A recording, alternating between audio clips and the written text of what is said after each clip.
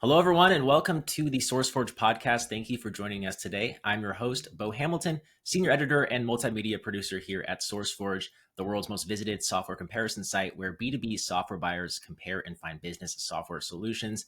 Today, we're talking with Carl McCauley, CEO of 360factors, a company focused on delivering AI-powered risk and compliance intelligence solutions for banking and financial organizations.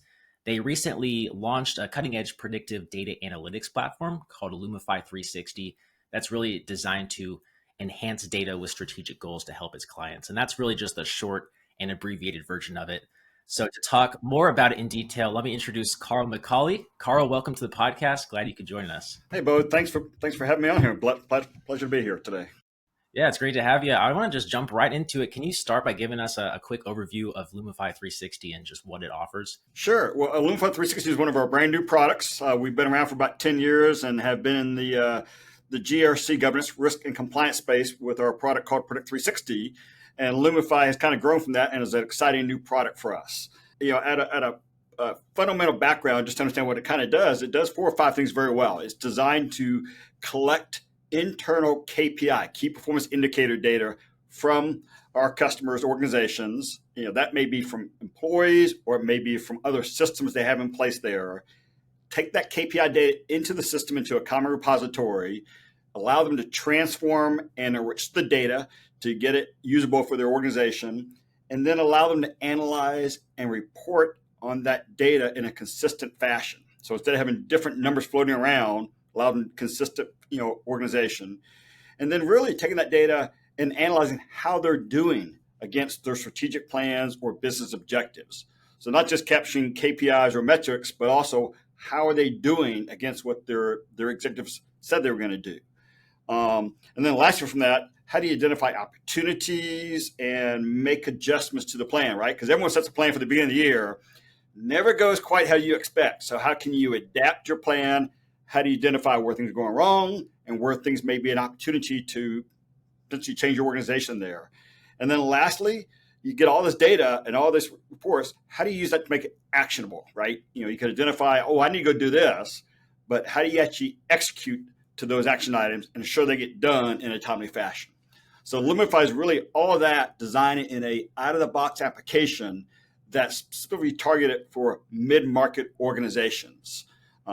Itself there. And we're going to that small mid-market for a very particular reason, because they don't necessarily have all those pieces in place, and it's a struggle for them to do that. And so this is an out-of-the-box system designed and priced for the mid-market and smaller organizations out there.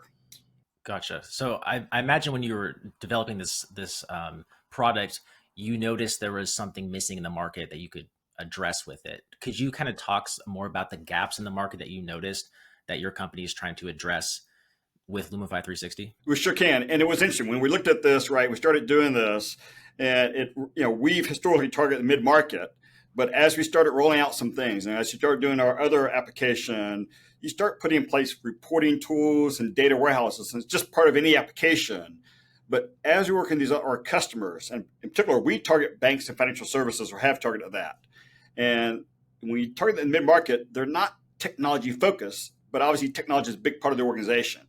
So as you start trying to go out and roll this out, you need to address some things, right? And as you put in place a data warehouse, a reporting tool, you build your reports, you bring in data from different systems. Sounds like a pretty common problem for a technology firm, but for a mid-market organization or a bank who's in the mid-market, having the talent, do you have the technical skill sets, the resources, the IT staff on board that can do that? And do you have enough of them? If you have report designers, which a lot of banks don't even have that, but if you do, how do you share those people across the organization? Where do they prioritize?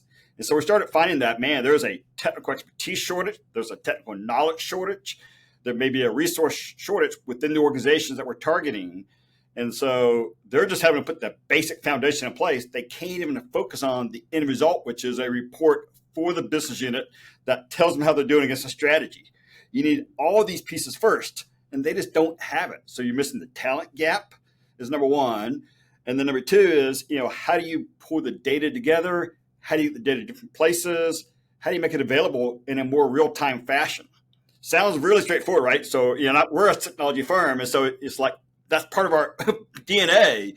But when you talk to these mid organizations that are not technology focused and they're in different spaces, man, it is a real challenge to have those resources, find those skill sets, hire them, bring them on board, and have enough of them out there. And then even if they do have basic foundations, we talked to a number of customers, they have the first piece, they put in place a data warehouse, and a year later, they're still trying to figure out what they're going to do with it. And now they start moving reports. Well, ultimately, it's about getting the data. How do you make it available to business? How do you show how you're doing against your business plan? And the next piece is, how can you start doing more than that? How do you start predicting where business may be going? How can you identify an opportunity that may be developing because another one of your competitors isn't focused in that space? So now you're talking about AI technology and some other advanced things around predictive data modeling and generative chat that may come into play to help you not just get the data available, but man, identify what could you do and where can you predict where the opportunity may exist. That is a lot of knowledge that a lot of organizations don't have. And then you start trying to buy those technology pieces, right? A data warehouse, reporting engines. Those are all expensive technology components to put in place for a mid-organization. If we can package that up and we can sell that as an out-of-the-box software subscription service, it's a much more cost-effective technology solution along with expertise, along with the domain knowledge that goes along with that. And so it kind of came from those challenges. We saw just, the technology expertise just wasn't there. And as we're dealing with groups like the risk group of a bank, they're often last in the totem pole. So even if they had IT resources, which the group didn't even have, they were the last to get the reports put in place there. And so by trying to solve their problems, we identify, there's not just a problem in the risk group. There's a problem across the organization because it isn't just the risk not getting the resources. It's finance. It's the credit. It's the lending group. It's the sales group. In many cases, sales may be the first one getting the resources, but how do you get that available? And so we just saw that was a problem for the mid-market groups. The larger banks, they were doing and using and deploying that technology, and they were using it to create a competitive advantage. And so the small banks and mid-market banks and customers were trying to do the same thing, but they weren't doing it very well. That's interesting. Yeah, that makes a lot of sense. You really have to help get these clients up to speed with the data that can really maximize their profits and help them out, right? And the other part of that was, great, you get some data. And it's kind of funny. Banks are awash in data. You can find a lot of data. Having it in a common repository is a problem. And then what does that data mean, right? A metric or a KPI is just a piece of data. If you don't know how it relates to a strategic plan, and in many cases, there may be 10 or 15 KPIs for just one business objective or strategic goal.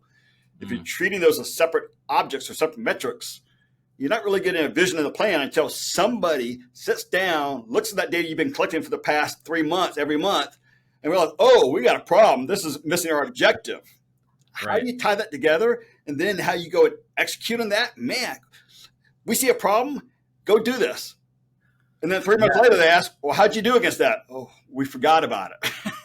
And so he started tracking, making it actionable, doing something with it, making it relevant for the business. That was the next level up that we saw as a problem there.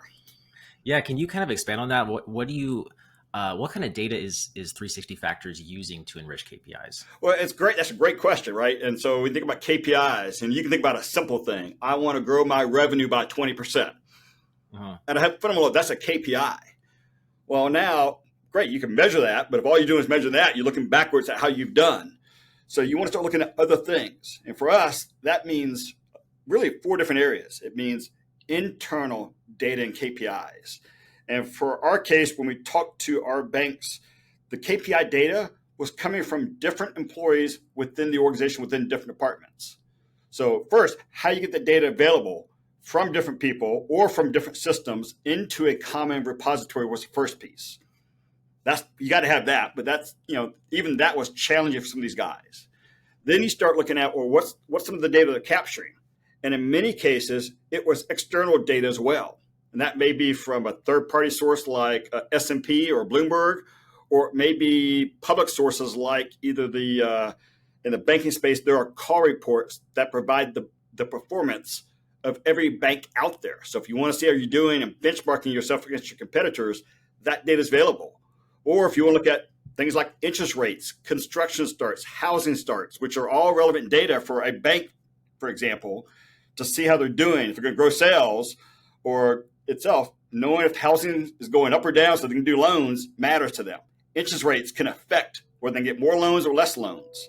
And so those are all data available that they may want to get. So we're now pulling external data in, and we're doing that automatically so we can connect to the Federal Reserve Economic Database or to these call reports and pull that data in as part of the real-time data. If we're not doing that, some poor soul in the organization is going out, capturing the data, bringing it in, putting it in a spreadsheet, combining their data, doing all that. So we combine and enrich their internal data with the external data. The other part of that is KPIs are interesting philosophy. You hear KPIs, KRIs, KCIs, all these KXI terms. A lot of acronyms, and key performance and key risk indicators. Well, they're both indicators. Well, they're not. One is about your performance and how you're doing against your goals. But when you look at your KPI, I want to grow my revenue or sales by 20%. Well, you look at things you may do. Are we getting enough leads in? Are we closing enough sales, right? Those are things people look at. Well, what about the risk to achieving those things, right? If something happens in the space and interest rates go up for a bank, that may decrease the number of loans. Nothing you can do about that other than realize, hey, that's going to impact my plan and my goal. Maybe I need to do something different. So how you can tie those key risk indicators and the risk to the key performance indicators we think is relevant as well. So if you want to know how you're doing a strategy, track your key performance indicators, know what's impacting that, and know what risks are impacting that, and track those as well, and link all that together. So we're enriching their internal KPIs with their KRIs with external data. And then the last part of that is, as I said earlier, you got these great KPIs, and there may be 15 KPIs you're capturing for revenue, growth, sales, leads coming in.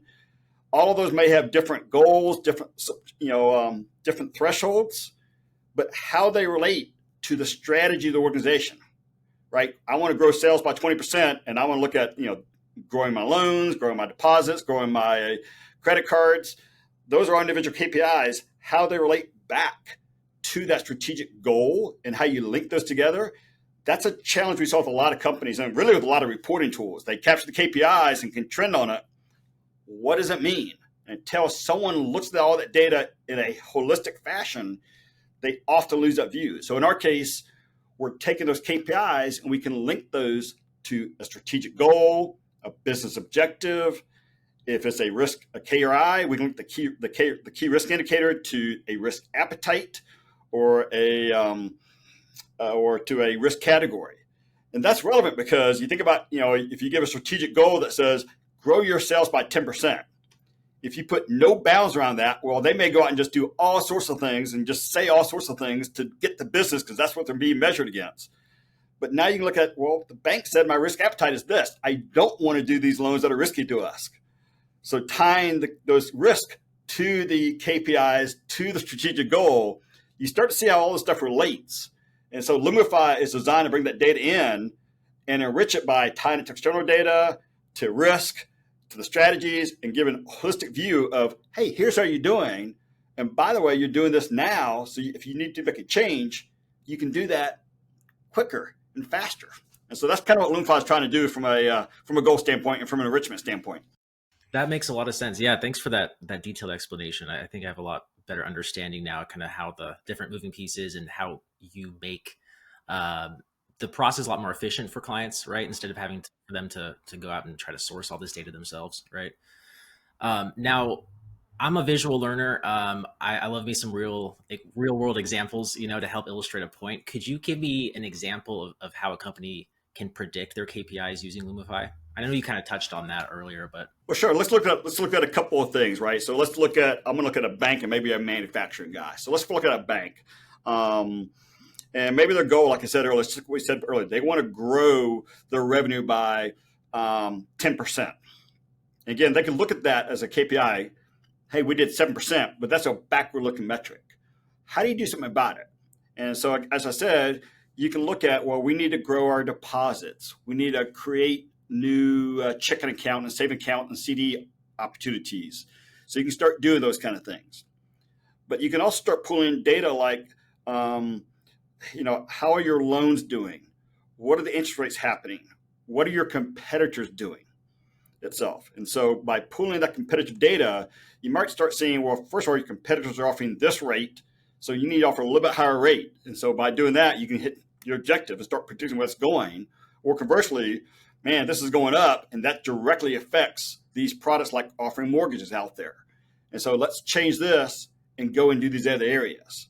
And so you start trying to predict that, hey, we said we're going to do this, but this is not going to work the way we thought. So if we're going to hit a goal, we need to go do this, or what's another area for us? Again, if you realize your competitors and your other banks in your similar space are doing something different in the marketplace, it may create a new opportunity for you to go off and offer a new product to a different segment out there. So really it's starting to help identify that not after it happened, not after it happened, not even as it's happening, but hopefully before it's happening, and it starts identifying opportunities. And from our side, AI technology is a great way to start predicting where things are going. You can look at the past data. Banking is a good example. It's been around for 100 plus years. You can learn from what have happened in the past. When interest rates go up, what products sell and what products don't sell. So they can do those kind of examples out there. That's just one example from the financial space. If you look at a manufacturer, it's a similar space out there, right? You may look at, I want to grow your revenue by 20%, but now you look at what's happening internally. What's your machine downtime? What's your manufacturing line going on? What are the demands out there? What are the economic indicators? Is inflation happening, not happening? You can look at all this together to ensure that, hey, we had a 20% goal, but we better get our demand capabilities up. We better watch the marketplace, make sure they're going to be buying the products, because worst case is we do a bunch of new products to hit 20% sales, and no one's buying that. Well, now you got the worst of both cases, right? You spend a lot of money and you got no revenue. You get less revenue coming in. So that's what we mean by predictive is start predicting where the market's going, and then realizing that can create opportunities and or create risk to your plan and to your strategic goals there. Okay, so you have the opportunities and risk as kind of the output, or the the output of what's the data that's being enriched and analyzed. Could you kind of expand on that more broadly? Like what are some of the specific outputs one could expect to get using your platform? Well, now I'm describing this from the output standpoint, right? We described how we want to do this. So how do you see this, right, visually?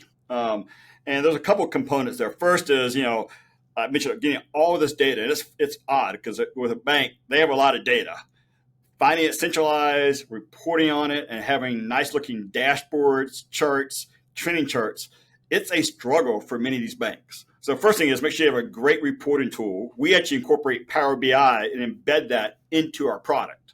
And we did it because first, it's a very advanced visualization tool, but it's also similar to Excel, which in our spot, in our mid-market, Excel is probably the most popular tool. But you can imagine if you're creating charts and dashboards every month for KRI, it's a very manual process. So now in our system, by bringing that common repository and using a Power BI application, those charts are more visually appealing and they're more real-time in nature. So the first part is having that visualization. The second thing is, what do you actually do with those charts, those trend lines itself? In our cases, they're producing reports, but they're producing documents, maybe for the executive team, maybe for the board of directors. Those are often, a 20 or 30 page PowerPoint or a PDF document, and they're incorporating charts along with narratives. But they follow a consistent fashion, right? Here's our strategic goals. Here's our key performance indicators. Here's the risk. Here's how we're doing. Here's our action plans. Well, that's a bunch of charts, a bunch of narrative, a bunch of task lists. How do you bring that into one document that you can produce? And today, by the way, we see a lot of banks, they have all these spreadsheets at the end of, and they're capturing the data monthly.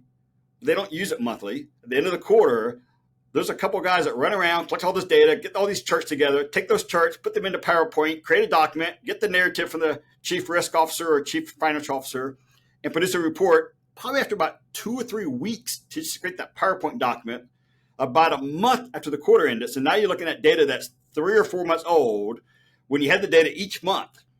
Well, it's a pretty consistent fashion. So in our system, by using a Power BI and some of the other capabilities in our platform, we can literally produce a PowerPoint document in a matter of a few clicks versus taking 3 or 4 weeks of a full-time resource doing that work. So making that more available in a report that they can provide to a board member. And that's important too for a lot of these companies is you think about a Power BI and visualization. It sounds awesome. I can do these, I can move this around and these charts change. That's great visually. But most executives, a lot of executives don't log into that kind of a system. They want to see a Word document or a PowerPoint document, printed page they can look at summarized. And so it's important to get that output there, right? Because that's what they're using. That's what they want. And say, use this tool where the data is available. No, that's what the people are for. They want the output there. So we look at that. And then the last piece is we actually, because we came from the risk and compliance space, the ability to have a workflow component is a big part of our application. If you just go out and build a data warehouse and a reporting tool, you can produce a lot of these reports, and that's getting you there.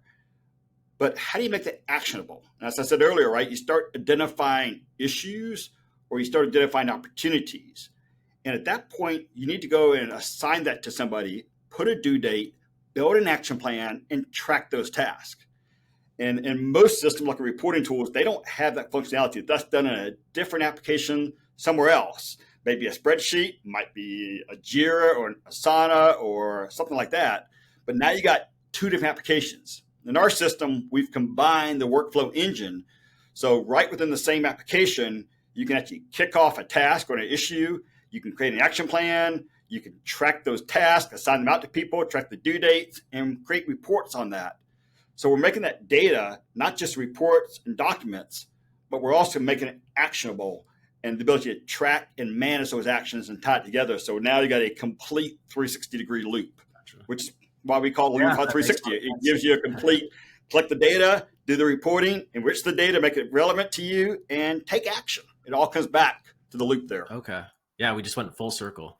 This is making me just reminisce about my my data analytics courses back in college, where we were doing Power BI, Tableau, working with charts, trying to illustrate the most meaning in as few words, that makes most sense to people just observe. Yeah, which is hard, It right? is. It really is. Look what you described. You had a data analytics technical background, so it makes perfect sense to you. But man, if you're coming from a space where you're dealing with risk and compliance and dealing with regulatory bodies and you're dealing with financials and an Excel sheet, that's a pretty complicated statement to make there. And that's where we kind of said, how do we make that simple to use for the mid-market organizations who don't have that skill set and who don't get the IT resources dedicated to them in a consistent fashion or timely fashion? Yeah, and there's a big customer service aspect to that, which I'm gonna ask you about later on. I want to ask though, what I know it's crucial to take this data and make sure it's integrated smoothly with existing systems. Could you expand on Lumify 360's integration capabilities with the other enterprise systems that exist? Yeah, that's a great question. And it's an interesting topic. Integration sounds like, hey, I need to go to these different systems and pull them in. And how do we create these little connectors to connect those systems? That's what we think about when we think about integration. And I'm going to step back for a second there, where when we looked at the space we're dealing with in mid-market and banks, there were a couple problems we had to solve first before even discussing system integration. First is, everyone we talk to in the mid-market space ideally says, hey, I want to get these KPIs from my systems, whether it's my core system or ERP system or loan system, or whatever out there. And then we say, well, how do you get the data today? And you find out they don't get it from those systems. There's people in each department, whether it's sales or whether it's finance or whether it's risk or whether it's loan operations, and they go to these systems, they pull down the data, they analyze the data, they realize there's a couple of exceptions here and there, and this should not be there, and they need to make some tweaks. So they wind up pulling the data down, analyzing themselves in Excel, and create the metrics. And they have to do that because the data is not that clean in a core system, or it's not exactly how they need to look at it for a reporting system. And remember, they're a mid-market organization, so you can say, go fix your system, get the data accurate across the board. That's difficult for a large group with a strong IT group. That's next to impossible for a small organization who don't have the IT staff. They need the data, but it's not going to be clean and perfect for every single reporting purpose. So in many cases, there are usually 10 different groups we find capturing KPI data within the organization. So we realize that if we're going to solve this problem, we can't just do system integration. We need to have the ability to allow and actually go out and assign tasks and automate that process of getting the data from those people. The KRIs, there's nothing wrong with them. The KPIs from those people, they got the KPIs there, But how they report that, put it into a single source, and do it every month or every week on a consistent basis, that's a challenge. When we looked at organizations, they had one person going around every month getting this data from different people, which was a nightmare for that one person. The poor soul, I like to say, who's all his job is calling up and doing follow-up reminders and taking a week or two of his time to do that. We automate that by having this workflow engine where we can assign out a task every month, assign it to the person gets the task, they can quickly upload their data in our system. Now it's available. And if they're behind schedule, you can track that, you can send reminders, and you can escalate that to the executive staff because you can see who's late, who's not. So we solved that problem first and did that with the workflow engine. I think a lot of people miss that step. They assume they can get the data, and that's a big misassumption in this area. So we solved that first. The second thing we had to do was external data. Like I said, if you got your internal systems, great. Well, how do you go out and get data from an S&P or Federal Reserve denominates? How do you pull in interest rates and housing starts? And so we actually built that. In our case, you can do that with data connectors, but does a small bank want to go out and do that source and for all the different sources? They want pre-built integration. And so in our case, for like banks, we have pre-built integration to the FFIEC call report and to the Federal Reserve Economic Database. So we kind of build pre-built connectors to the data sources, not just generalized, but to the relevant data sources for that particular industry. So we solved that piece. And then the other piece was when we looked at what we did, a GRC, a governance, risk, and compliance system, and a lot of organizations have that in the organization. A GRC system is ensuring a process is being followed and capturing the data to ensure you're compliant with your regulatory obligations and you're managing risk. What a lot of GRCs does is they automate the process and ensure a process being followed and collect data. They're not necessarily great at making the data available for reporting. In fact, that's kind of how we started evolving was we realized we need some great reporting tools and put Power BI in our GRC system because it's getting a lot of the data. You're starting to automate the data there.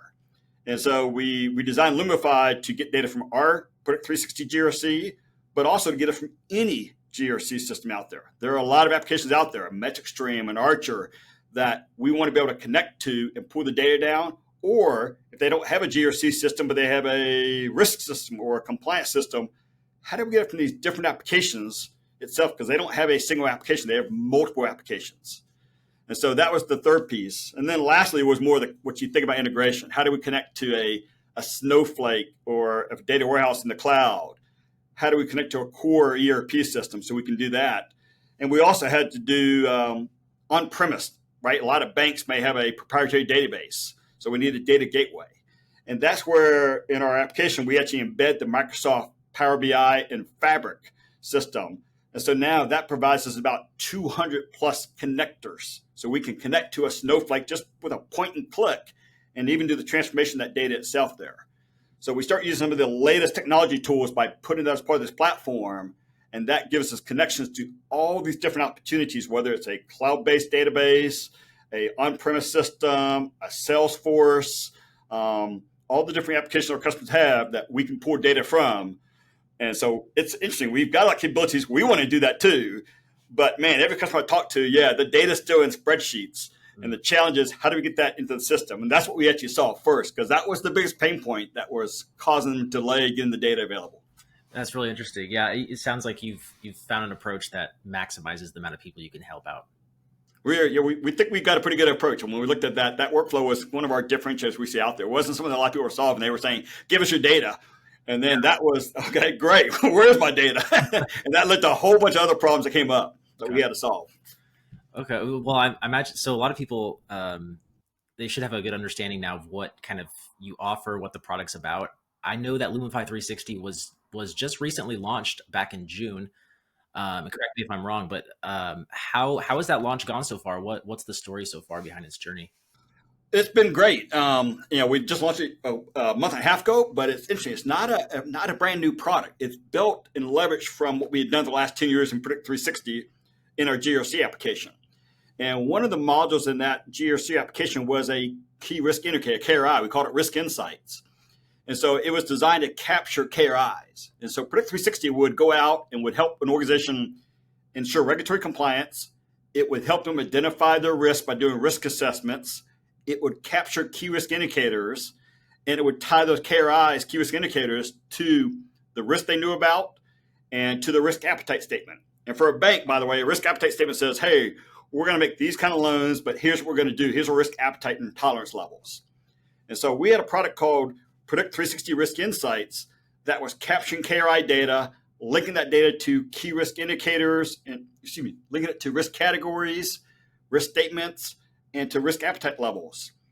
And so it was doing all this stuff, including the workflow to get the data, make it actionable. And we started realizing a couple of things. It was kind of funny. We actually were talking to some banks out there, and the chief risk officer produces a report for the board committee, a risk committee of a board in a bank, every quarter and review the data with them. And at the end of the quarter, they would go out and get all their key risk indicators. Most banks, 250 to 350 key risk indicators, and they would put those into these reports to give to the board committee. And these guys are going out, let's say 2 or 3 weeks, going out to all the different departments, capturing all the different data from the finance group, from the sales group, from the loan group, from the operations group, bringing it in, putting this report to give to the board committee. And we started finding it wasn't just the board committee. We actually started seeing other groups like finance and loan operations and the marketing group asking for that data. And we realized it's because while the individual groups have the data available early on, they weren't sharing it. And so it was oftentimes that chief risk officer getting the data together in a single report is where it became a common source. And so we realized, how do you make that data available to other groups like the finance group, the CEO, the operations, the IT group who's trying to do this themselves, and provide that data to the sales group and make it available across the organization? That was number one. We realized that was a capability. As we started talking to IT groups of these banks, we found out they were starting to just try and solve this problem. We saw a couple of banks in the $20 billion range. They were big banks buying a Snowflake for a data warehouse. And they were spending time, 6 months, 9 months putting that in place to get the data without even doing the reports available. In fact, in some cases, we had one customer ask us, can we get data from this data warehouse, bring it to our system so we produce the reports for them? It's kind of backwards. Usually you go the other way around. You pull data from our system into a data warehouse to do a common report. They were actually the other way around. You realize, man, they're struggling with just deploying a data warehouse, a reporting tool, bring it all together. Man, we got this great application that has a workflow engine, has a data warehouse, has a reporting tool. How do we expand that to now cover what the organization needs? And when you look at it, we start realizing this KPIs they're doing. There's not much of a difference between a KPI and a KRI. It's more semantics and some things like goals versus being out of tolerance. And it's the fact that you want to link KPIs to strategies and business objectives. But that's similar in concept to a KRI being linked to a risk appetite.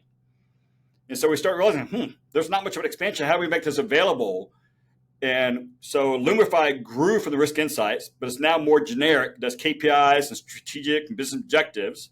It can be used by other departments, and it can tie to any GRC system. We don't want to just tie to ours. So it's much broader now.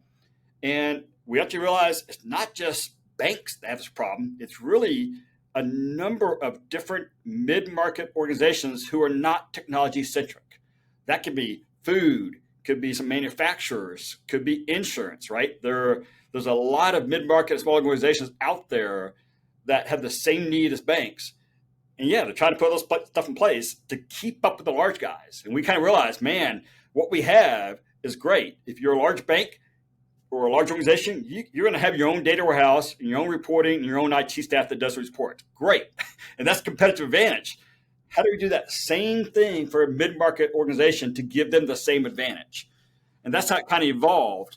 But it's building upon our same platform that we've had for 10 plus years, and Risk Insights has been out there for about 3 years, being a very successful product. And so Lumify has just kind of evolved from that, but it's got a very strong platform foundation behind it. It's just now going to a much broader audience and a number of different markets for us. And that's what we're excited about. We're kind of expanding our own market spot, and we realize there's a huge demand for this because we're taking 3 or 4 pieces of technology and giving them a solution around that. Interesting. Yeah, there's a big product opportunity there that you noticed. I love that, just hearing about the evolution of kind of noticing what's missing and how you kind of fill that gap. Yeah, it's funny. Everybody says, you always want those great idea that you started with. Well, just work with your customers and you realize over time things may change and you find a problem. And that's kind of what's happening. We realize, hey, this Risk Insights, it's solving a great need in one area, but man, the opportunity in other parts of the business is just as great, if not greater. Yeah, you're adapting to the change, which is a perfect segue for my next question, which is now a little prelude here. I'm a big current events buff or aficionado, so I always love just staying on top of the latest trends. And I'm actually a little bit surprised that we haven't really mentioned AI or artificial intelligence too much. So I guess my question for you: how is your company 360 Factors adapted to include the latest trends in KPI and risk management, particularly in regard to artificial intelligence? That's a great question, and it's interesting. It's a double-edged sword in our markets. We actually have been doing AI technology for almost since our entire existence. So we've got various pieces there, and I talk to our CTO all the time, and he always gets frustrated with AI. Right? AI is not a brand new thing. It's been out there for years. There's been natural language processing. There's been data modeling, statistical analysis. We've done a lot of those things in our products. Generative AI, the chat feature, is what's caught a bit of attention because it's a new piece of AI technology, but it's only one component. So there's a couple of things we've done, and we've learned a lot too. It's been interesting. With our product, we've had AI out there for a while, but we have introduced some new generative AI technology. And when we first started, we weren't sure what to do with it either. And when I said it's a double-edged sword, it's neat. We actually have some great use cases, but when you talk to mid-market banks who are not technology-centric, they're very cautious of it. So think about our targets, our mid-market banks. They're very leery about it. Do you want to bring an AI technology in? How do you ensure customers' data is kept very confidential and not shared in those models? And they're very concerned about that. So, in a lot of our customers, they have made a decision not to roll out AI or look at it itself. So it's slowly rolling out. And I think everybody's coming around the realization it's coming. So you either prepare for it and get used to it and figure out how you're going to take advantage of it, or you're going to be left behind. And so we're doing the same thing. So we're doing that very carefully. But it led to us to a couple of things itself. And so we have introduced another product. We call it Kaia, which is our AI chat companion. Like ChatGPT, it's just our version of it. It's Kaia. And it actually goes into Predict 360, and it can integrate it into Lumify as well. And so, when we did it last year and released Kaia last year for 360, our first use case was analyzing regulatory changes. And that was a big problem here because with a ChatGPT or a Copilot out there, they're analyzing data 4 or 5 months ago, right? They're scanning the web and using 4 or 5 months of data. That's okay for a lot of questions you ask it. But if there's a new regulatory change coming down, that hasn't been published yet. It's brand new, published by the government.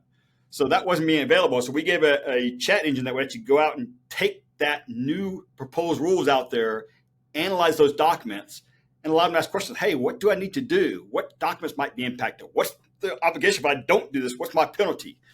And so we did that with Kaia, where you literally get a regulatory change, and now you could ask a question. Hey, what does this mean to me? What do I need to do? How does this impact my existing documents and controls? And it would do that. With Lumify, we're starting incorporating in where it's interesting. It can actually now, you're capturing all of this KPI and KRI data, right? 350, I said, for a small bank. That's a lot of data. And you can say, yeah, look what's out of my threshold, but you may want to ask a question, which one's increasing the most? Which one's headed to become a problem? And so now Kaia you can actually ask it questions. Hey, tell me my top 5 key risk indicators. Which KPI is not coming close to my exceptions or is trending the wrong way? And it can actually start extracting out that data. So now you can actually ask questions. And to me, it's almost like having your own data analyst available as a business unit. So how do you actually ask Kaia to go do what you might ask your data analyst to go do? That's a pretty powerful concept if you think about it. And so that's what we're doing right now. Actually, it's being released here at the end of this month for our version in Lumify. That's just the first piece. The second piece is even more exciting. We're actually saying and doing the proof of concept, say, make it do things for you. So how can you ask Kaia to go identify your top 5 KRIs and create charts that show me these KPIs over the last 12 months and what directions are trending? And you can literally now, available here, you can ask Kaia to go do that, and it will actually go find the data and actually could create the charts and reports for you itself. So not just identifying data elements, but actually doing the work for you. Like, hey, just like you go tell your data analyst, hey, can you go, take these 5 KRIs, find them, and then create a chart for me and put that into a PowerPoint document? Well, if you can ask a data analyst guy That's kind of what you would ask a chat engine to go do. And so we're doing that. Now, for us, we did look at like a chat GPT and a Copilot, and while they can do something very similar, how do you go back and address the concern they have, or how do you ensure the data is very confidential and secure, and how do you help eliminate or reduce hallucinations? And so for us, Kaia is built as a system that we host. And so when we look at the trend out there, I think there's a trend in the AI space of heading towards the smaller, niche-focused large language models. How do you take something like Llama or what's available as open source, take that may not be quite as generic and as smart as a ChatGPT, but you can train it for your particular industry. What are the risks? What are the compliance? What are the knowledge base you have for the space, and train it very well. So now it can give better answers than a generic chat agent can. And because you can host it, you can now ensure the customer's data never leaves the entire system.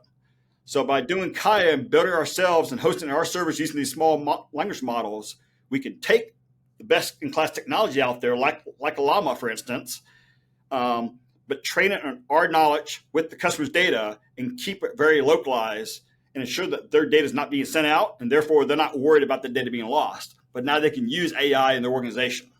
And so those are some things we're trying to do with AI technology right now. Yeah, that's huge. I was going to say, like, I imagine some of the hesitance for adopting AI with these banking services is probably surrounding privacy concerns. Huge concern. Yeah. So that, because they're liable for that, right? They're directly liable for that. And if you have to ask a question to ChatGPT or Copilot, you can't be confident of that. And you can turn on certain settings, but how do you know that every employee has got those settings turned on? And I've seen a number of banks say they've told their employees you cannot use ChatGPT or Copilot in your computer. Now, I think that's one way of handling this security, but man, you're missing out on technology coming along. Yeah. So you better solve that problem at some point. And that's what we're trying to do. But how do you do it in a way that they feel confident about? Now, is Kaia, is that an in-house solution, or is that something you've developed in partnership with another platform? We actually built it in-house. Again, we've had some AI experts, so we actually built it in-house. Wow. It in our case, uses the Meta Llama as the open source engine, but we hosted it and we took that as a foundation, and then we further trained it on the regulations and the risk for certain industries. So initially we're doing banking and financial services. That's a very well set of regulations. And so by training it, it's actually a pretty smart domain expert for that bank. In fact, I'd say it's probably smarter than a ChatGPT, because ChatGPT is like an MBA. It knows everything about everything out there. But if you're in the bank, you're asking a question about your particular area of expertise. You don't necessarily care about all this other stuff out there. And so by building ourselves, we're able to kind of train it in that particular space, which makes it more valuable.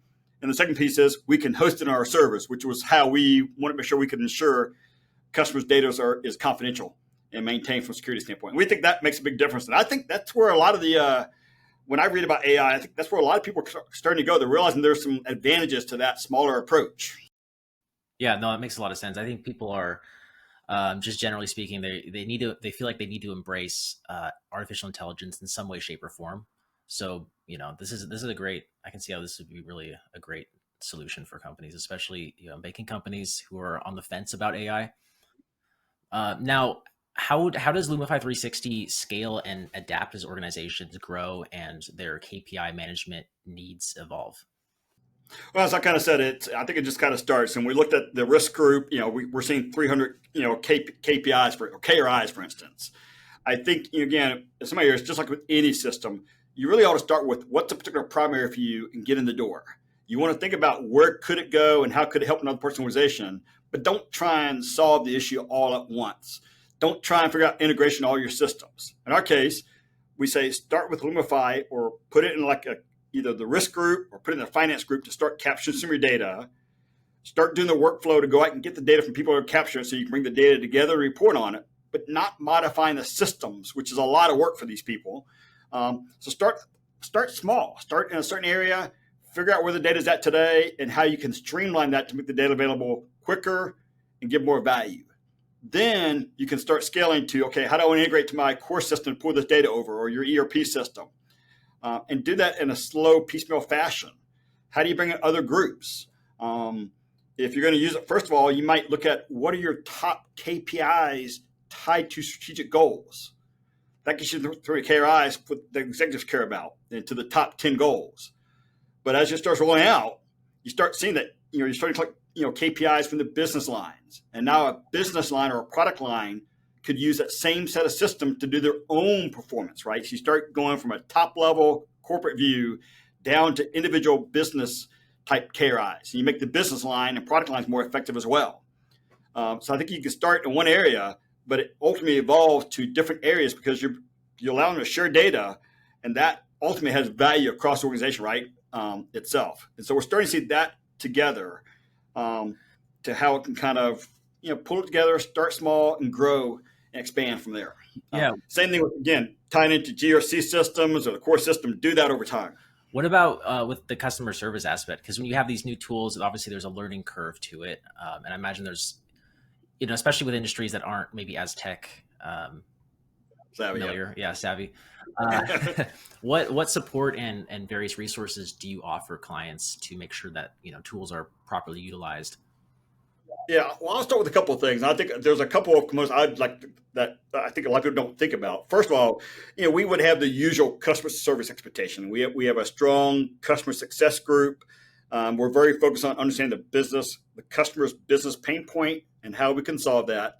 And then our job is to understand what they're trying to do, where they get value from, and how can we use technology to solve that problem. That's what we're trying to do. So that's the typical customer success. We have implementation staff that we ensure we use to deploy our system in a timely fashion, from implementation to support, and we provide support portals.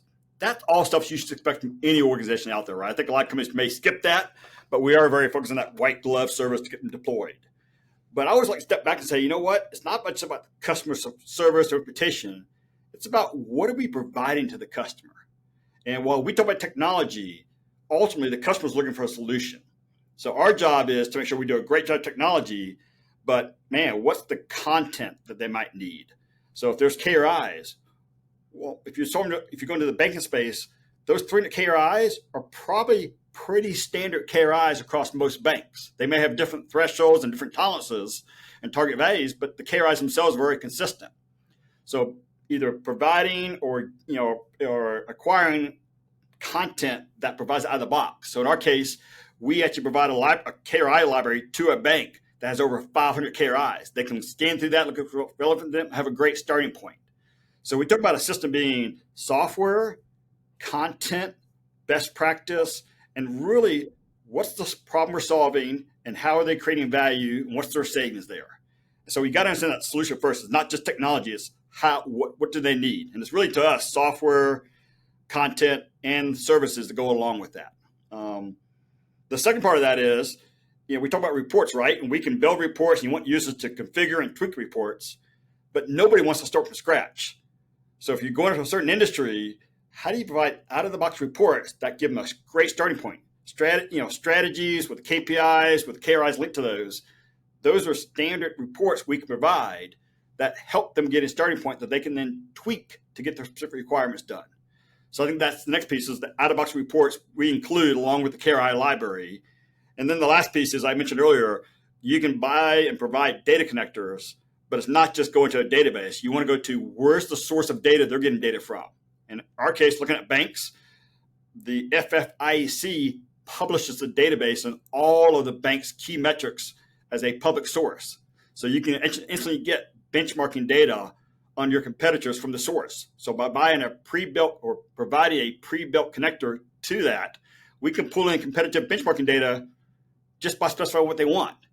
Same thing with the Federal Reserve Economic Database. That's a great source called FRED that has over 800,000 metrics or KPIs they're capturing today.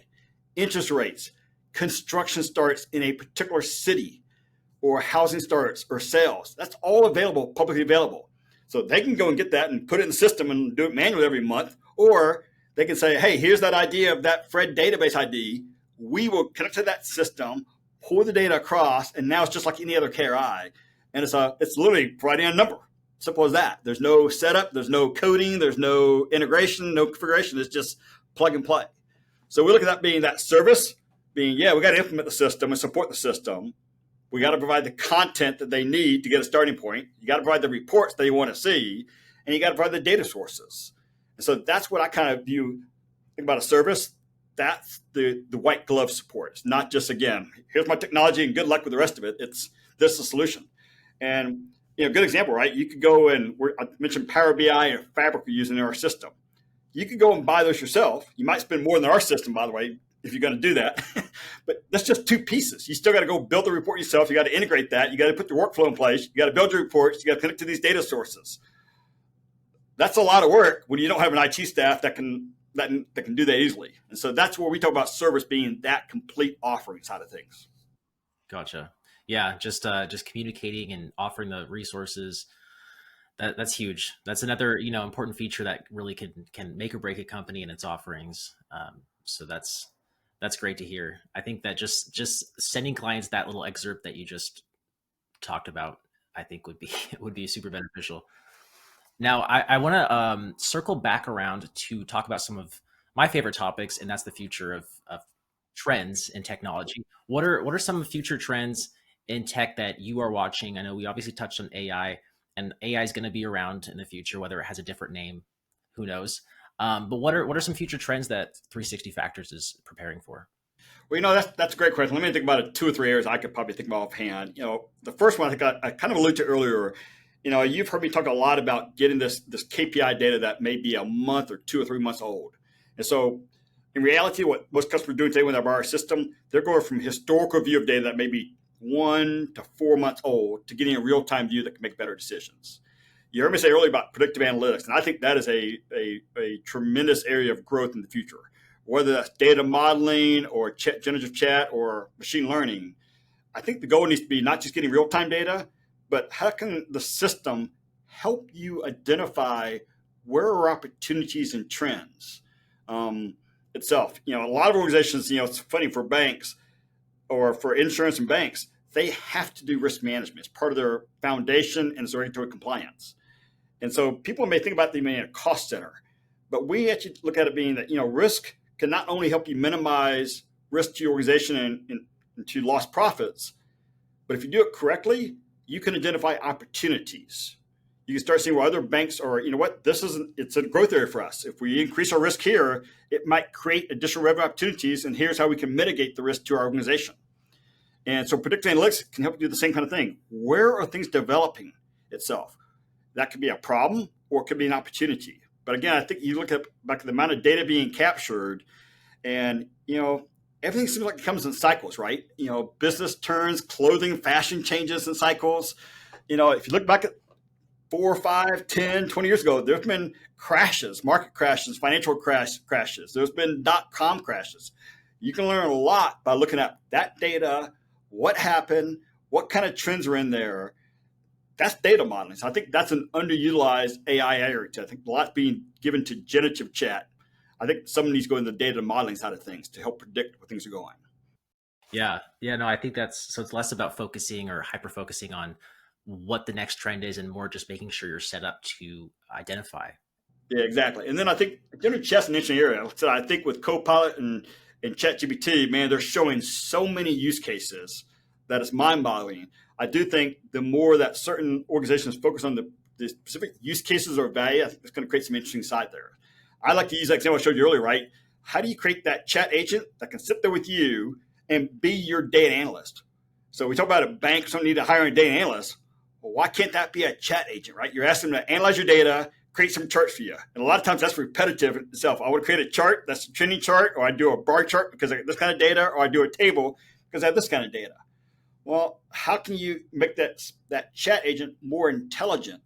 So you as a guy says, man, show me this and do it in the best way possible. And that chat goes and figures out how to do it the best way possible. Think about it, right? You look back at what's out there, there are great ways of showing data when you know what the data is that you probably haven't even thought about. But some other data analysts, some other companies have done that. So asking that kind of approach, figure out what the best way to show this data, that's a powerful statement that can be automated. Go and create that for me, right? Creating a chart in Power BI, it's a step-by-step process that can easily be automated. So I think that's kind of where things are going to evolve, is doing more of that automation where it literally creates what you as a business unit asks it to do. And you may consider that maybe it's like a low code type of approach, right? It's a zero code, create a chart type of feature. You ask it to do something for you that it goes and does. So I think that's an interesting area of development there. And then lastly, I think the other thing I would stress as a trend is just like how the computers have evolved over time, right? Every year it gets a magnitude increase. That Intel Moore's law around that. I think technology is the same way. Things are coming down. You heard me say a data warehouse or a data lake. You talk about Power BI. You talk about workflow. Those are things you might buy just 5 years ago that you might spend hundreds of thousands of dollars buying these pieces, having to put together into a data center, integrate all those pieces, build your reports. So you have to buy a data warehouse, put in place a data center, buy Power BI, get IT staff, get your data analyst, put it all together and build that report. And then you got to do integration with ETL and some other tools out there. Man, now with things like Microsoft Fabric or Databricks, you can buy a single product that has a data warehouse, has the integration engine, has the reporting tool as one product that you can deploy in a more cost-effective fashion. And that integration's already been done. That's the kind of stuff we see. Is we look at that going, man, this is awesome technology. It's simple to use out there. And that's where we realize great technology. But even when you're a small bank, if you haven't done that, you don't technology people, that's hard to use. Even though it's available, getting it into your organization and getting deployed is a secondary component. And that's what we're trying to solve there. But we're not trying to reinvent the wheel. I mean, there's just so much difference in how technology costs and software costs have gone down and how solutions that were just 5 years ago were difficult to build. They're almost out of the box. And that's what we're trying to do, the same kind of approach. Let's take that same thing that a big organization has been doing for 5 years, creating huge competitive advantage for themselves. Let's take that, let's bundle it, let's make it into a product, and let's go and sell it to the small and mid-sized guys and give them that same competitive advantage. That's pretty exciting, right? If you can be a small organization using the same data set that the big guys have been using for years, that's powerful knowledge out there. It is. Yeah, those are some great insights. And I'd love to play with your company's API and just kind of plug in some inputs and see what kind of outputs I generate. Awesome. That's my kind of shameless way of saying I love to get back to Austin. And yeah, we'd love to have you here and come across with that. Well, we're coming down to our last couple of questions. So I want to ask you, I think it's a rather fun question that would be great to share as a separate clip on social media. Are you up for it? Sure. Go ahead. All right. So the question is, all leaders, they want to have the opportunity to tell potential customers one big thing, kind of like shouting it from the rooftop, or if prospects only knew this, what would your one big piece of advice be for customers? Oh, man, from looking at my perspective from my customers, I would say expect and ask for that predictive analytics. Understand how they're going to do that for you, right? How can a company like ours help them take their data and make it into a meaningful impact to the organization? And I think that involves predictive analytics. I would say we still have a long ways to go, but I think our vision and where we want to go with that is what's going to stand out for us. And I think that's what anybody should ask is, how are you going to help get me there? How can you take my data that I have today, not what I can do, but how do I have today, and make it more valuable for me? And where can you go with this in the future? I think that's the key. And again, I think it's predictive analytics. I think that is a huge approach, that how can all this data and technology help you identify opportunities and trends and problems before it happens, so you can do something about it. Even in our space, right? We're doing software and doing sales. Man, even our own KPIs are how many leads we have, how many inbound leads. Those are indicators, but it doesn't tell me where I'm having problems. What's going on in the marketplace? Oh, this market's having trouble this year. I need to adjust my plan, or I need to look at these other segments. That insight, I'd love to have that too, right? I want to take action before I start having industry downturns and those kind of things. So that's what I would say is predictive analytics is the key. Understand that and ask for that roadmap and how they're going to get you there. Predictive analytics, that's fantastic. Well, thanks for those insights. Carl, I want to ask now, where can people learn more about 360 Factors and how can they get in touch with you and your team? Well, I think that's pretty easy. I think it'll be on the site, but just go to our website, 360factors.com. It'll have a great set of information there, blogs and so on. We actually did create a little microsite called Lumify360.com as well, because we wanted to have a certain website that could actually publish it for generic purposes. And so I think that's another great resource for us. But we're going to be constantly out there trying to promote the value of this. Again, I think our value is for the mid-market organizations, how can we make them competitive with their data to the large guys? And that's what we want to kind of do there. But certainly reach out to our sales, reach out to 360 Factors. We'd love to chat further about how we could help. Awesome. Well, thank you so much for your time. I think this has been a great conversation, and I'm looking forward to hearing what the listeners think about it. Well, this has been a pleasure. It's been kind of fun having a conversation. You had some great questions, and then hopefully I didn't speak too fast. You probably noticed I have a Southern accent, but I speak very fast. I get described as a Bostonian with a Southern accent, so kind of an oxymoron with the fast-talking, slow Southern accent. No, I love it. I think it keeps me sharp and wakes me up. And no, this is great. It's been fun. Yeah.